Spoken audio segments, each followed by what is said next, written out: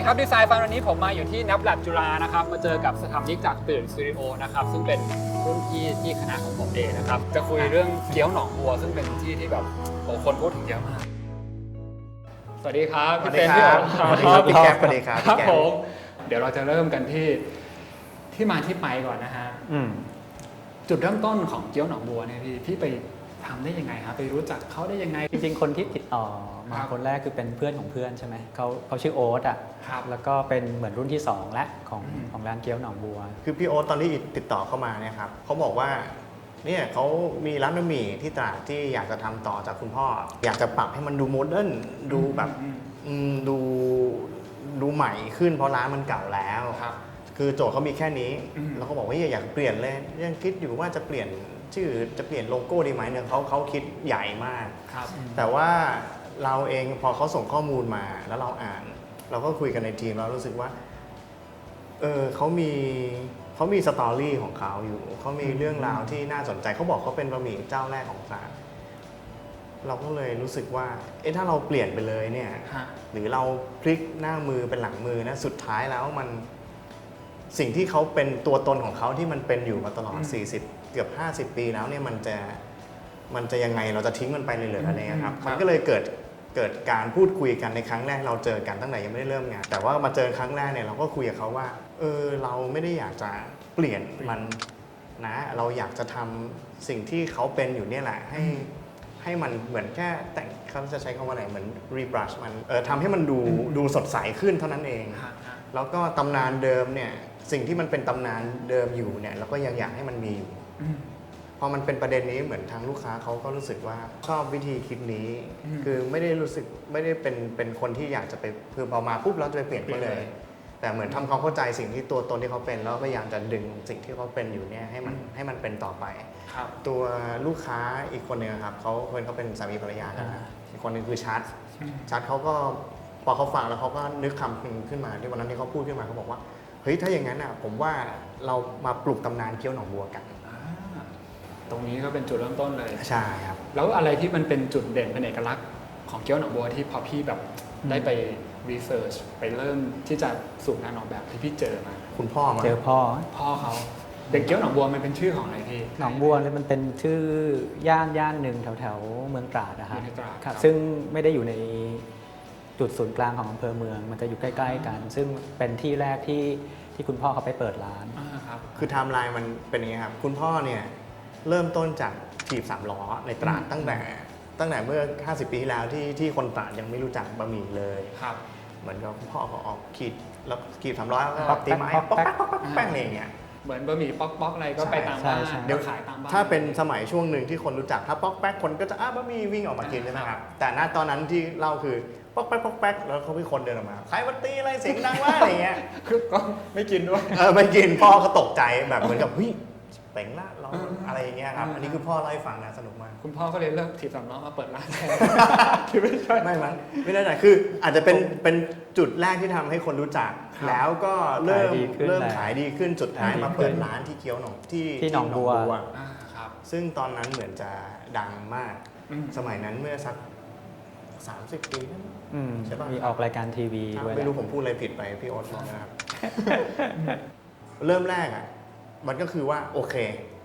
ถ้าจะรู้จักเกี๊ยวหนองบัวมันก็ต้องไปให้ถึงเราก็ไปแล้วเราก็สิ่งแรกที่ไปเจอก็คือคุณพ่อ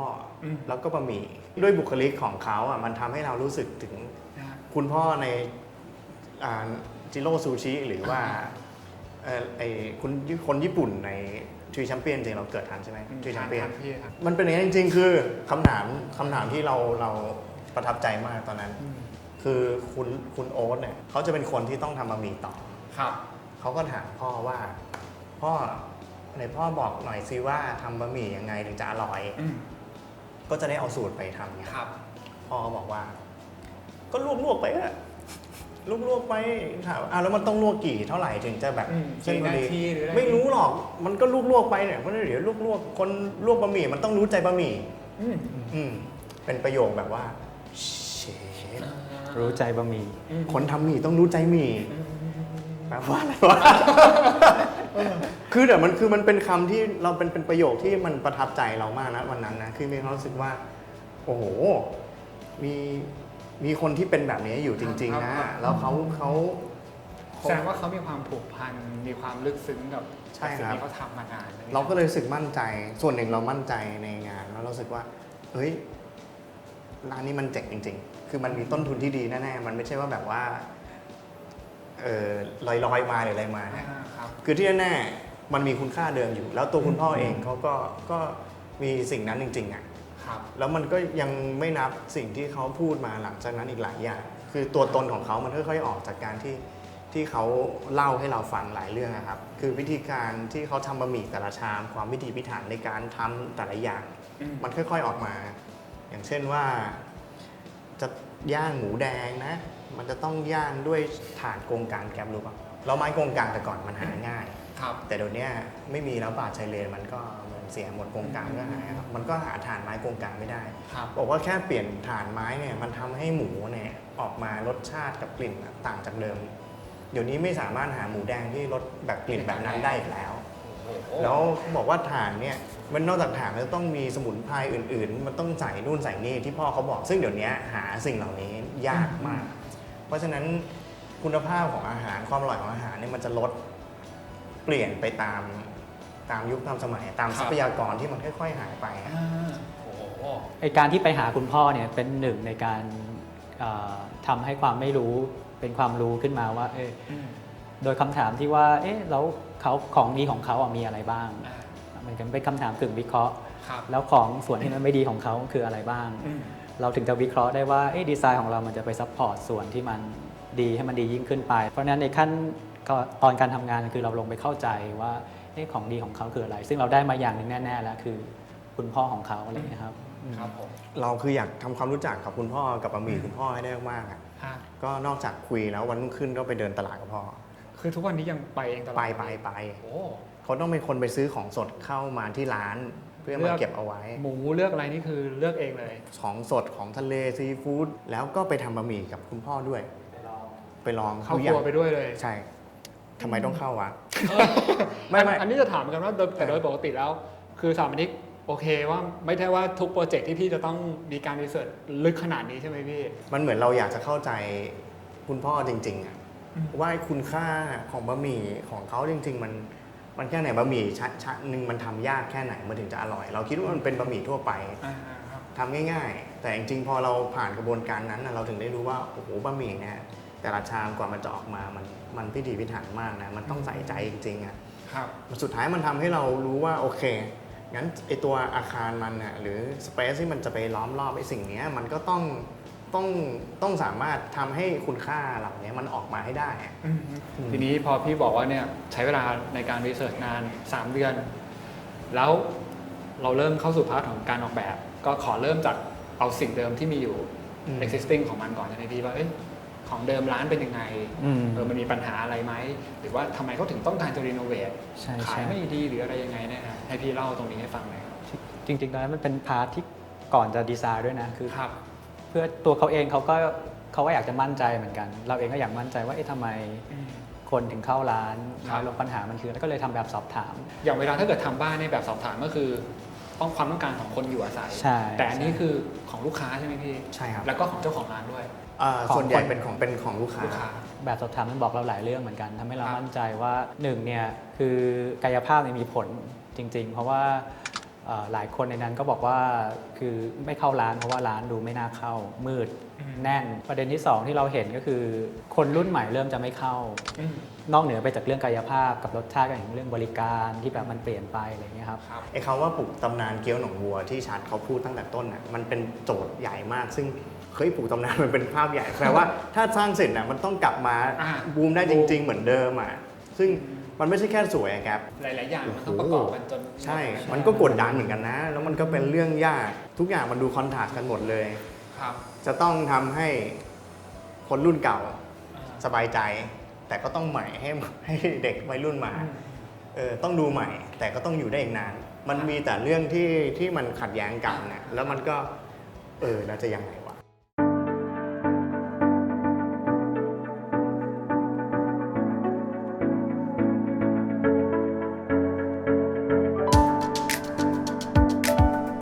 อันนี้คือร้านเดิมอะครับ ฮะ ก็ ก็สภาพเป็นแบบนี้เลยตอนที่ไป ครับ เป็นคล้ายๆเหมือนตึกแถว อืม 3 ห้องที่จริงๆลึกไปที่ด้านหลังนะครับถ้าดูตามแปลนเนี่ยคือลึกมาก การนี้ลึกมาก ลึกมากครับแล้วก็จะแบ่งเป็นโซนใหญ่ๆคือด้านหน้าเนี่ย ครับ ก็จะเป็นโซนเหมือนครัวเปิดนะครับ ครับ แล้วก็จะเข้าถัดเข้ามานิดนึงก็จะเป็นแคชเชียร์ของคุณแม่มีเคาน์เตอร์ใหญ่ๆ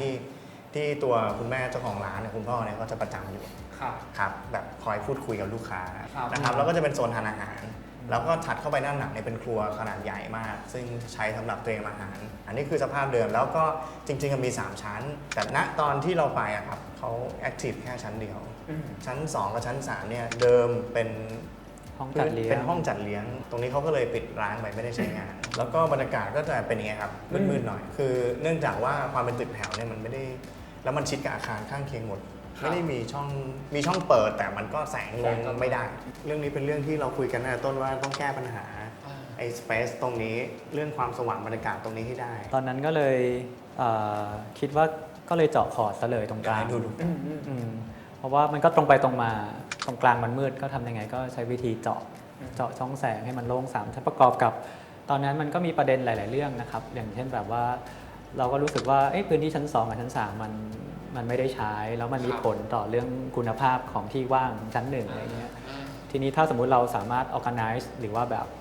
ทำให้มันใช้ประโยชน์ แล้วก็เปลี่ยนมาเป็นพื้นที่ที่มันสร้างคุณภาพขอ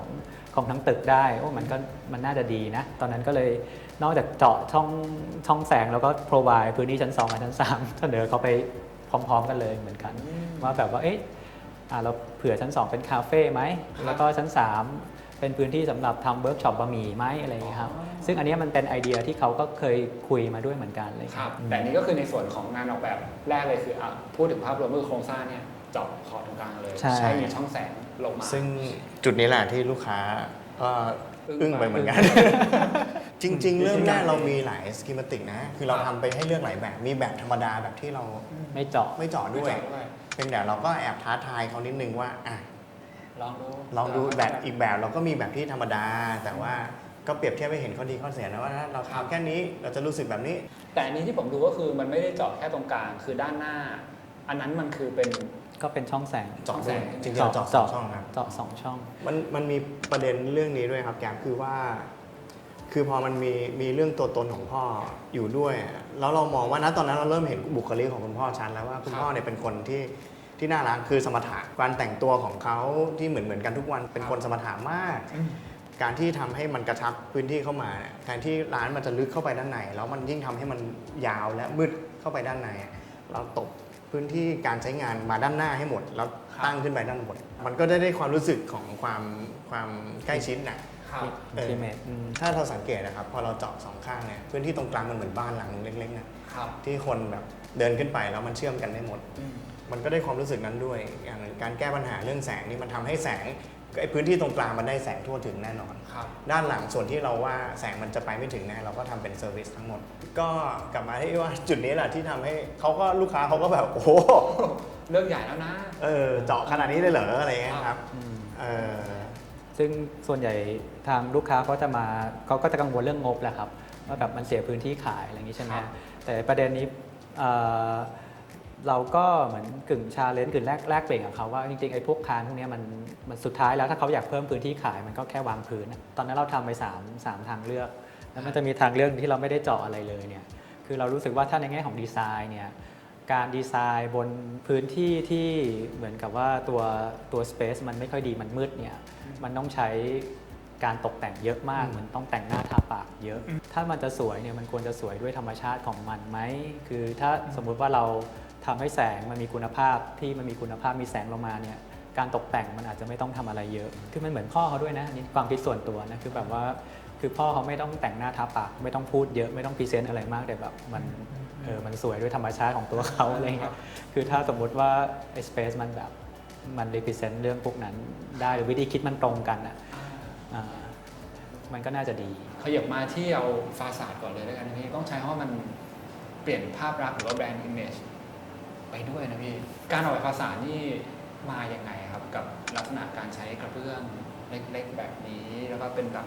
คลีนๆเรียบๆเลยนะฮะ ทุกคนเห็นแน่นอนว่าฟาสาดเดิมเนี่ยมันเป็นอาคารที่เรา ต้องจัดการเยอะ ครับ มันต้องสร้างคาแรคเตอร์อะไรบางอย่าง เราก็คิดภาพว่าคุณพ่อถ้าคุณพ่อคือความสมถะความเรียบง่าย อาคารมันก็ต้องเป็นอย่างนั้น ดีไหมอะไรเงี้ยคือแต่เราใช้ความเรียบง่ายความสมถะในแบบที่มันจะเขาเรียกว่า exaggerate มันนิดนึงขยายให้มันชัดไปเลยว่าโอ้โหมันเรียบมาก เพื่อดึงดูดคนรุ่นใหม่ด้วยความรู้สึกเรานะตอนนั้น ก็เลยกลายเป็นว่าถ้างั้นทำอาคารทึบแบบว่าเป็นกล่องสี่เหลี่ยมปึ๊บไปเลยดีไหมให้มันแบบว่าคลีนสุดๆไปเลย แล้วก็ส่วนหนึ่งเรารู้สึกว่าเราไม่อยากพูดอะไรเยอะมาก บางทีไม่ได้พูดอะไรเยอะ ก็มีผลกับการรับรู้ของคนมากเหมือนกันคีย์ว่าเราอยากจะได้ความเรียบง่าย แล้วก็นึกถึงวัสดุที่มันแบบเรียบง่ายเหมือนกันกระเบื้อง 10x10 เนี่ยซึ่งเมื่อก่อนมันก็เป็นวัสดุที่ใช้ในพวกตามร้านอาหารอะไรพวกนี้นะครับแล้วตอนนี้มันเหมือนกับว่ามันก็เริ่มกลับมาใช้กันเยอะแล้วเหมือนกันเหมือนกับว่ามันอาจจะได้ทั้งคนรุ่นเก่ากับคนรุ่นใหม่ที่เป็นกลุ่มลูกค้าที่เราอยากจะให้เข้าร้านทั้งคู่ครับก็เลยเอามาใช้เป็นแบบภาษาง่ายๆทีเดียวสีขาว ภาษาเนี่ยพี่ไปยึดกับโครงสร้างเดิมยังไง ถ้าเห็นจากรูปเก่านะครับ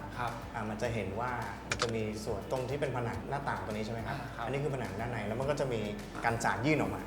นะครับแนวเดียวกันกับตัวหลังคาที่เป็นสามเหลี่ยมตัวนี้ใช่ไหมครับเราเอาผนังสี่เหลี่ยมที่เราเห็นอันใหม่เนี่ยครับเราเอาไปวางขี่อยู่บนคาน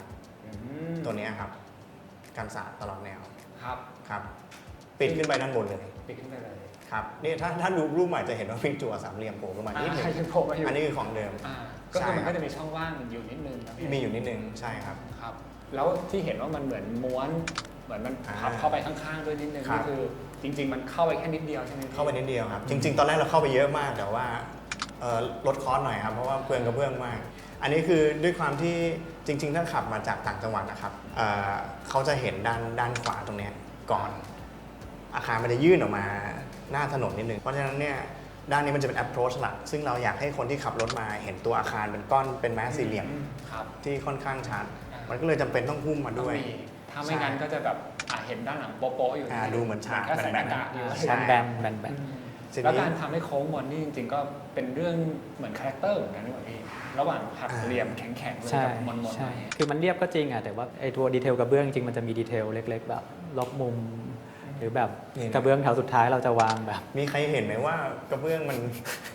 แถวสุดท้ายตรงกันศาสตร์มันปูเหลื่อมกับอย่างเงี้ยครับขอบบนกับล่างเราตั้งใจให้มันเหลื่อมนิดนึงอันนี้เป็นดีเทลของพี่น้องคนที่ไม่มาคือพี่น้องรู้สึกว่าเฮ้ยถึงมันจะดูเหมือนกับไม่ได้มีดีเทลอะไรแต่เขาอยากซ่อนดีเทลไว้นิดนึงนะงั้นตัวขอบเราต้องจบในแบบเหมือนขอเหลื่อมนิดนึงเพื่อให้รู้สึกว่ามันจบกระเบื้องตรงนี้ตอนที่ลงเพจไปรูปเพจคนหนึ่งเขาบอกว่าเนี่ยขับมอเตอร์ไซค์ผ่านทุกวันแล้วก็จะเห็นแถวสุดท้ายเนี่ยที่มันไม่ตรงอยากจะขอเลื่อนตรงกันที่เขาทักว่าไม่แต่เขาชอบนะเขาชอบผมไม่ชอบใช่ไหมเขาชอบเราก็แบบว่าโอ้โหขอบคุณมากเลยที่เห็นเนี่ยเราไม่เคยบอกใครนะอะไรเงี้ยแล้วก็ในส่วนของนอกจากภาษาที่เป็นกระเบื้องนะพี่เรื่องของตัวอักษรฟอนต์เฟ้นไปนิดนึงกันพี่เรื่องของ corporate identity เขาหรือการตัวอักษรภาษาจีนของเขาที่อยู่ในวงกลมอะไรเงี้ยพี่มันมีที่มาอย่างไงจริงๆกราฟิกก็เคยออกแบบกันเองไว้แล้วด้วยนะครับแล้วก็ส่งต่อให้อาจารย์ก็ช่วยเกลาตามถูกต้องให้จริงๆมันต้องมาพร้อมกันนะพี่เพราะเกิดสมมติกราฟิกโลโก้เขามีมังกรขึ้นมาสมมติแน่นอนที่ก็ต้องมาโผล่ในภาษาอะไรอย่างเงี้ยแกปต้องรู้แล้วคืออย่างตัวภาษาจีนพวกนี้ครับเราคิดตั้งแต่ต้นว่าโอเคมีภาษาสี่เหลี่ยมดูเรียบๆก็จริงแต่เราอยากใส่ตรงนี้ไปให้มันเป็นกราฟิกเพื่อเพิ่มให้มันมีความโดดเด่นแสดงคาแรคเตอร์ด้วยจริงๆคำว่าเกี๊ยวหนองบัวนี้เหมือนดึงแปลงมาจากป้ายร้านเดิมเป็นเกี๊ยวหนองบัวก็เป็นฟอนต์ใกล้เคียงแบบนี้ครับแต่อาจารย์เอาผ้าก็มาปรับให้มันดูหนาดูแบบชัดเจนขึ้นดูมีความดีเทลที่มันดูโมเดิร์นขึ้นอีกนะครับแล้วอย่างวงกบไม้ด้านล่างอย่างนี้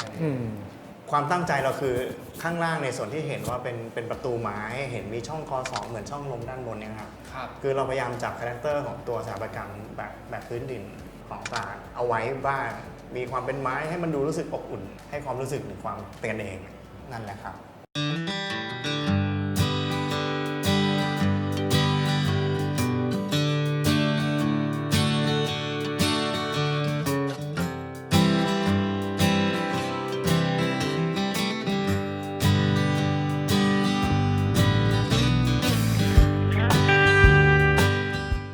เปลี่ยนบรรยากาศลงมาคุยกันด้านล่างบ้างนะพี่ ครับ ทีนี้ก็จะเรื่องของงานดีไซน์ที่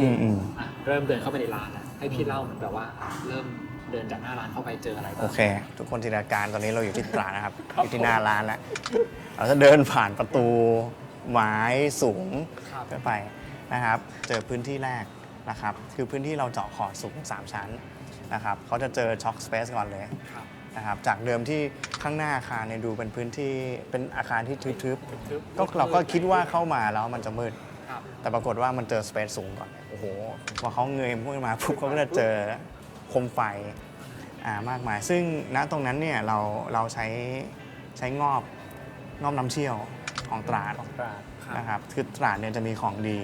ของตราดอยู่ก็คืองอบที่บ้านน้ำเชี่ยวอะครับก็จะมีร้านขายงอบอยู่แล้วจะมีดีไซน์หลายแบบน่ารักมากหลายอย่าง เราคิดว่าโอเคเราขอจับอัตลักษณ์บางอย่างของคนตราดเอามาใช้ด้วยเราก็ทำเอางอบตัวนี้มาทำเป็นโคมไฟ ครับ แล้วก็ห้อยลงมาตอนหลัง แล้วก็พื้นที่ตรงนี้คือมันเป็นขายแบบเหมือน ขายของ เกใช่ไหม ขายของฝากของที่ลึกที่เดิมทีที่ร้านก็มีอยู่แล้วด้วย ครับ นะครับเราก็มาถูกจัดใหม่ โดยที่ความตั้งใจจริง ๆ ที่ยังไม่ได้บอกแกก็คือความตั้งใจคือเราอยากให้ที่นี่เป็นลักษณะเหมือนกึ่งมิวเซียมนะฮะคือเข้ามาแล้วให้มีความรู้สึกว่าเป็นพื้นที่ที่เล่าเรื่องราวของตัวร้านด้วย ตรงนี้มันก็จะมีเรื่องราวมีรูปภาพ แล้วก็จริง ๆ ส่วนที่สำคัญเนี่ยก็คือเคาน์เตอร์ อืม ของคุณแม่ ซึ่งตอนแรกมันจะอยู่เข้าไปข้างในหน่อยใช่ไหม ตอนนี้เราดึงมาข้างหน้าเลย อยู่ข้างหน้าเลย ยังอยู่รู้สึกว่าไม่ว่ายังไงคุณแม่ต้องคุณพ่อคุณแม่ต้องมาอยู่ข้างหน้าเหมือนเดิม ให้ได้ทักทาย ใช่ครับ แขกไปใครมาอย่างนี้ ใช่ครับรู้สึกว่าเป็นเสน่ห์ของร้านเกี๊ยวหนองบัวนะที่อื่นไม่มีความเป็นคุณพ่อคุณแม่ครับงั้น expose เลยออกไปในเดียวกันเขาก็ยังคุมคนในร้านคุมบริการได้ทั้งหมดอยู่ในตำแหน่งที่ดีที่สุดของร้าน แต่ทีนี้ส่วนที่เพิ่มขึ้นมาจากของเดิมอะครับเดิมทีเนี่ยถ้าจำได้เวลาเราเข้าร้านเนี่ยหน้าร้านจะมีโต๊ะทำอาหารเต็มไปหมดเลย อืม ใช่ไหมครับ แต่ตอนนี้เราจัดพื้นที่ทำอาหารต่างๆเนี่ยเข้าไปรวมอยู่ที่ครัวที่เป็นครัวเปิดบริเวณตรงเนี้ย ครับ นะครับเพื่อให้เป็นสัดส่วนมากขึ้น ซึ่งการตกแต่งของส่วนนี้นี่คือ ผมจะเห็นว่ามันมีการเอาภาพคุณพ่อถ้วยรางวัลอันนี้มันคือถ้วยอะไรอะพี่ เราต้องการจะสื่อ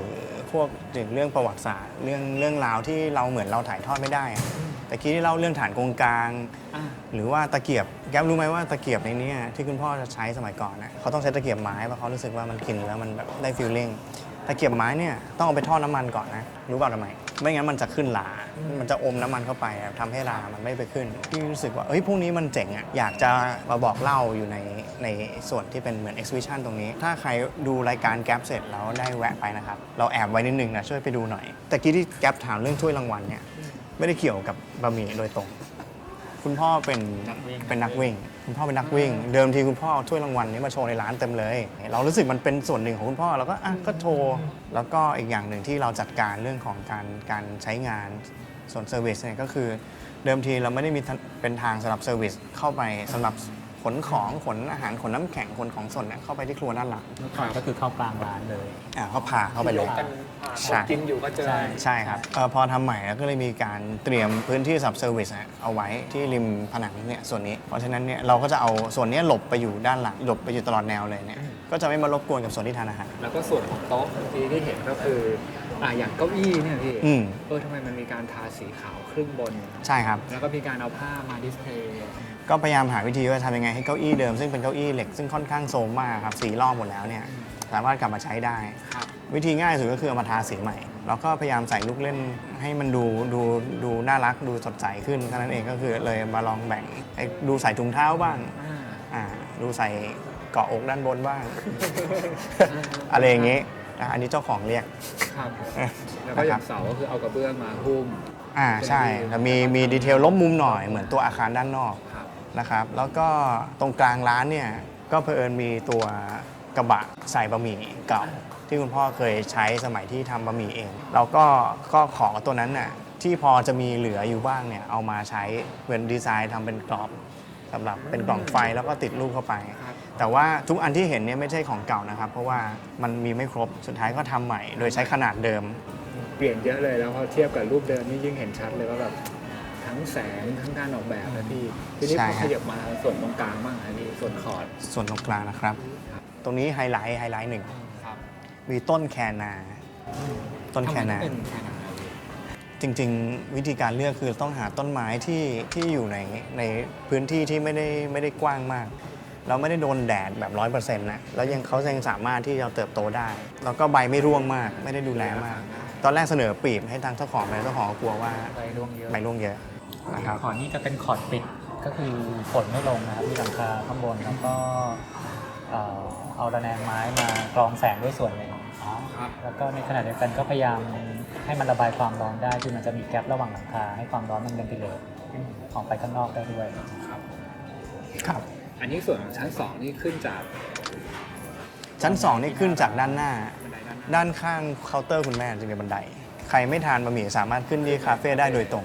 ครับผมเดี๋ยวเราเราเดินขึ้นไปบนคาเฟ่กันนะครับ ตอนนี้เรากำลังเดินขึ้น ก่อนที่เราจะเลี้ยวซ้ายเข้าประตูคาเฟ่เนี่ยถ้าเดินตรงไปมันจะสะพานที่เดินข้ามตัวคอร์ดที่เราตั้งใจให้สามารถขึ้นมาเดินสังเกตการณ์ในส่วนคอร์ดด้านบนได้ ถ้าเดินข้ามสะพานไปก็จะเป็นห้องจัดเลี้ยงนะครับทั้งหมดเนี่ยจะมีน้องแคนาที่เป็นคนคุมอยู่ เราสามารถเห็นแคนาตรงนี้ได้จากทุกๆส่วน แล้วส่วนคาเฟ่เนี่ยครับจะมีสเปซที่มีบางส่วนที่เป็นเหมือนซ็อกเก็ตที่ยื่นออกไปในส่วนคอร์ดที่เขาเข้าไปแล้วเขาสามารถที่จะสังเกตการณ์ตรงส่วนข้างล่างได้ด้วย เป็นมุกเล็กๆที่หลายๆคนก็จะชอบมานั่งแล้วก็ถ่ายรูป จริงๆแอบเข้าไปดูใน IG ของน้องๆวัยรุ่นที่มาถ่ายเนี่ยเห็นชอบถ่ายที่มุมนี้นะนั่งแล้วก็เห็นต้นไม้หน่อยเยอะเลยประมาณนี้ทีนี้เวลาเราขึ้นมาที่คาเฟ่ครับแกปภาพรวมมันจะยังมีกระเบื้องอยู่ยังมีเฟอร์นิเจอร์ไม้อยู่ แต่ว่าจะปรับรูปแบบให้มันดูโมเดิร์นดูทันสมัยขึ้นหน่อยนึงสังเกตว่ากระเบื้องนะครับเวลาที่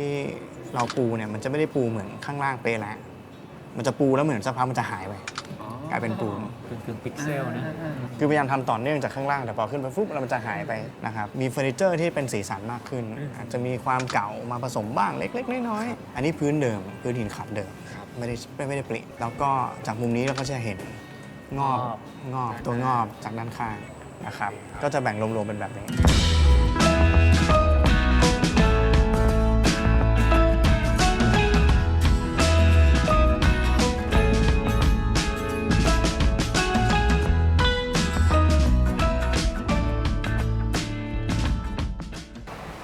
จากที่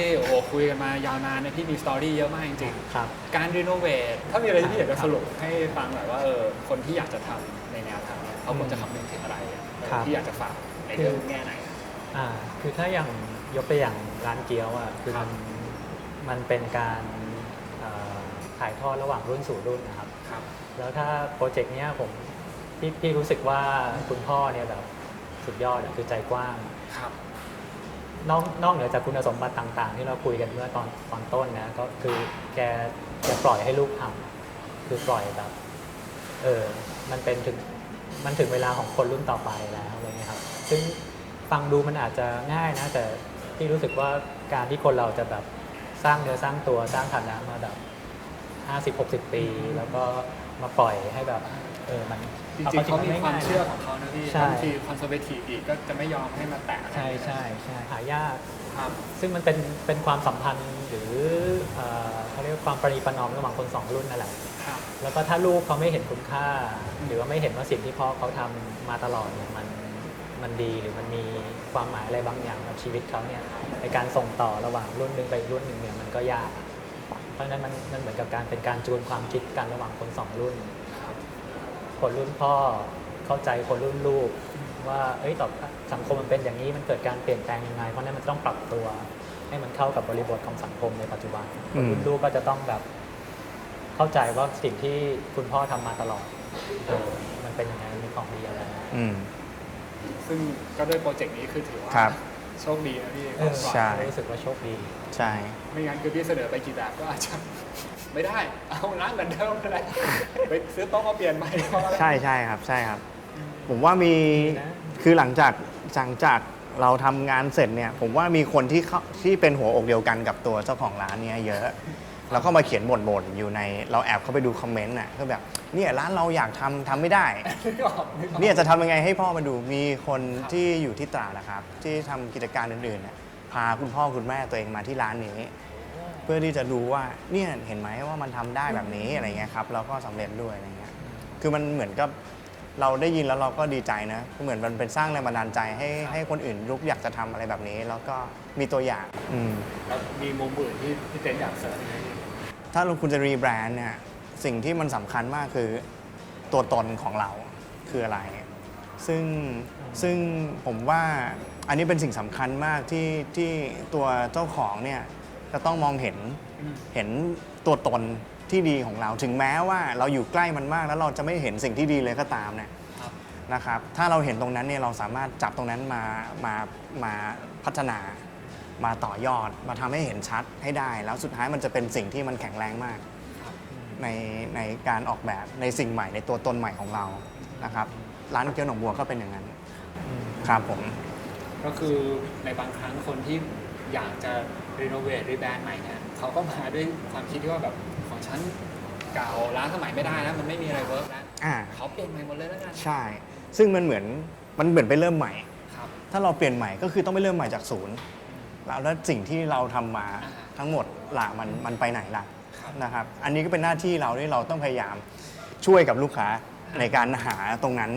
ให้ได้ถึงแม้ว่ามันจะดูเพลินๆเหมือนไม่มีอะไรดีก็ตามสุดท้ายเราจะเจอสิ่งที่ดีเสมอครับแต่นะผู้ออกแบบคือเราไม่ได้ออกแบบ